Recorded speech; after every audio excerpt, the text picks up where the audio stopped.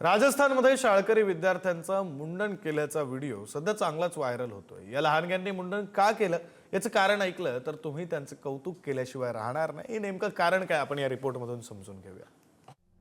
सगळ्या शाळकरी मुलांचा मुंडन केलेल्या अवस्थेत शाळेत जातानाचा हा व्हिडिओ सध्या चर्चेचा विषय ठरलाय।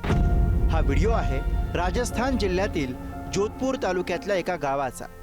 एका शाळेतील सर्व विद्यार्थी आणि शिक्षकांनी सुद्धा आपलं मुंडन केल्याचं व्हिडिओमध्ये पाहायला मिळतं। पण हे करण्यामागे प्रसिद्धी मिळवण्याचा किंवा नवी फॅशन जन्माला घालण्याचा त्यांचा उद्देश नाहीये। शाळेतल्या एका विद्यार्थिनीची कर्करोगाशी झुंज। उपचारादरम्यान थेरपीमुळे तिचे केस गळाले। केस गळाल्यामुळे ही लहानगी मानसिकदृष्ट्या खचली।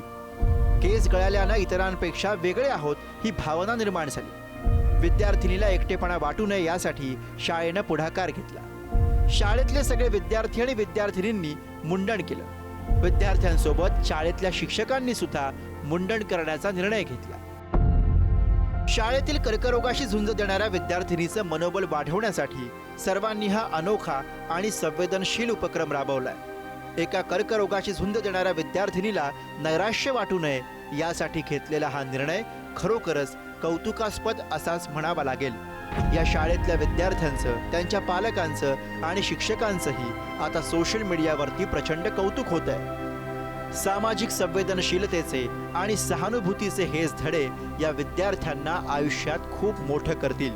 ब्युरो रिपोर्ट, पुढारी न्यूज, नवी दिल्ली।